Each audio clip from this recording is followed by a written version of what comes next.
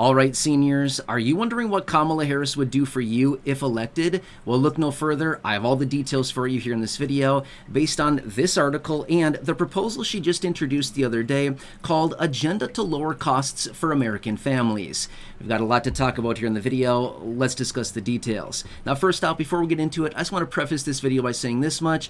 I am not here to take political sides. It is a very pivotal time of year right now, and I think a lot of us vote based on what any candidate would do for us, our money, our benefits, our beliefs, and consistent with what we actually need. So to say that, I am not here to influence anybody. I'm not here to try to persuade anybody. I'm not here to tell you how to think. We're all adults. We can make our own decisions. But rather, I do want to share with you the proposal she introduced the other day. Again, Agenda to Lower Costs for American Families, what she has within that, and what's in it for seniors, especially the low income, people with disabilities, people living on a fixed income, low income, Social Security, all the benefits to talk about here on the channel. That's a big one. A lot of us want to know what's in it for me. At the end of the day, we all are asking that question in a sense, right? So let me share with you the details. All right. So as you can see here, a lot of details within this article and a lot of details of this proposal she introduced. Now, according to what they are finding here, this whole proposal in and of itself would add $1.7 trillion to the national debt over the next 10 years as well, okay? That's kind of beside the point, but something you also want to consider, considering everybody out there is like, oh, we got to tackle this national debt and all kinds of things like this. Well, adding another 1.7 trillion is certainly not going to help the cause at all, right? But again, just another quick little side note. All right, so as you can see here, the main points of her proposal there is, number one, to expand the child tax credit. Now, as of right now, you recognize as much as I do, we've talked about this before, there are standalone bills out there as well where they want to raise the child tax credit payment, they want to expand it, they want to do advanced payments like they did a couple years ago, the second half of 2021. But basically right now, she would want to make it fully refundable because right now the child tax credit payment is not fully refundable. A portion of it is, but she would want to make it fully refundable. In other words, even if somebody has zero income, they could still get all of the money rather than just a portion of the money. Does that kind of make sense? Again, I can talk about that more in a separate video, but basically she wants to raise it up to $3,000 and $3,600 based on the age of the child, just like what we saw a few years ago, again, in 2021. Now, also, the first year of that newborn or new child's life, she wants to raise it up to $6,000. Yeah, $6,000 per child the first year of life. So that'd be massive right there. That'd be huge, huge, huge. This is by far the most expensive provision within this proposal she introduced. As you can see there, about $1.1 trillion is what this whole thing would cost. Now, quick question.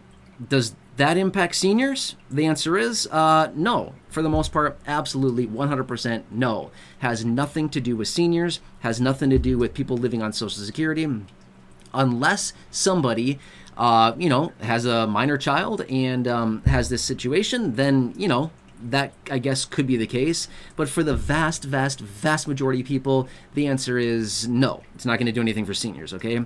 Now, next, you can also see there that she wants to implement a $25,000 first-time home buyer assistance, for somebody to buy a new home. Now, is this going to impact seniors? Possibly. Depends. If you're a senior and you've never bought a house before, you're a first-time home buyer, then, yeah, absolutely, this could affect you. But is that really going to be the case for the vast majority of seniors or fixed income individuals who are maybe just, in their retirement and thinking, hey, I want to buy my first house?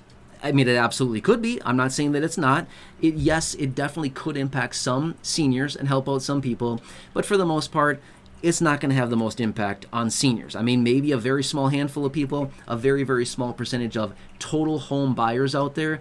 But I'm just guessing for the vast majority of seniors out there, you're probably not running out buying your first home, as a retiree, things like that. Again, I'm not saying everybody, but sure, it will impact some people. But again, probably most likely not focused on seniors, okay? Next provision is she would also be lowering costs on Medicare prescriptions. Would that be impactful for seniors? Yes, absolutely 100%. So yes, this would actually be impactful for seniors and fixed income beneficiaries. As you can see there as well, It would be about a $250 billion savings over about a 10-year period of time. So yeah, I mean, $250 billion over 10 years of time of savings, absolutely. Okay, now how would they do this? By lowering costs, by negotiating prices and things like this. So yes, this would actually be a provision that would actually help seniors.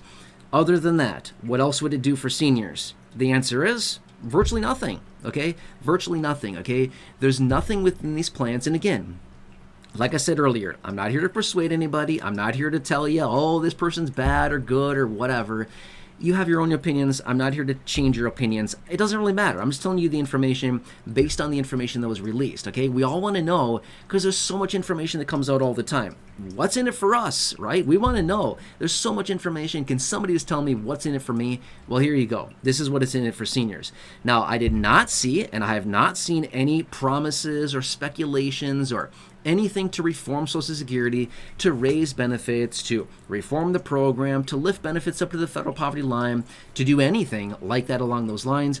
We've seen other proposals out there, standalone piece of legislation, standalone bills, things like that, like the Social Security Expansion Act, the Social Security 2100, a sacred trust. We've seen those.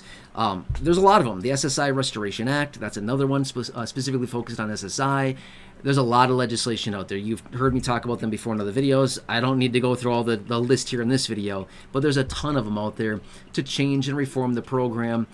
But none of that, literally none of that, no aspects, zero pieces of the legislation, zero provisions from any of them have been included in any of these proposals that have been introduced here from Kamala to actually help out seniors. Now, on the other hand, I want to throw this out there really quickly. And again, I'm just trying to give you the information here, okay? I'm sure somebody down below will bash me and say, oh, you're trying to take sides here. I'm just trying to give you the information, okay? However, let's look at the other side really quickly. What has Trump proposed? He's proposed eliminating taxes on Social Security benefits, okay?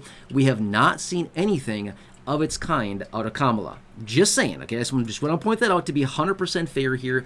We've not seen anything of the kind out of Kamala. She still wants to attack and tax your Social Security benefit, but Trump says no more taxes. Leave the seniors alone. Stop taking their benefits, right? So again, that could be very nice for a lot of people. Now, to be 100% as fair as well, the taxation of Social Security benefits generally only impacts those people that have a little bit more of a minimum income on Social Security, okay? I've seen that before, as I've talked about this before in other videos, as in the elimination of taxes on Social Security. I've seen some people come out and say, it only impacts the rich. Well, I don't know what your definition of rich is, but as an individual, it would only impact somebody that has an income of over 25 grand as an individual, or basically $32,000 for a married couple. So if that's your definition of rich, then yes, I guess it would impact only the rich.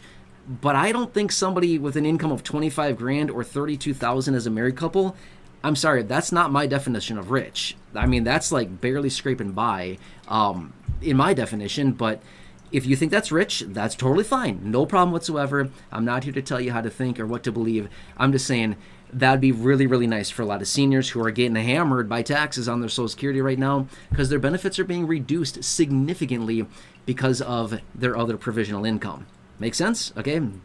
So anyway, I hope this article helps you out. I hope this information helps you out to talk through it a little bit further.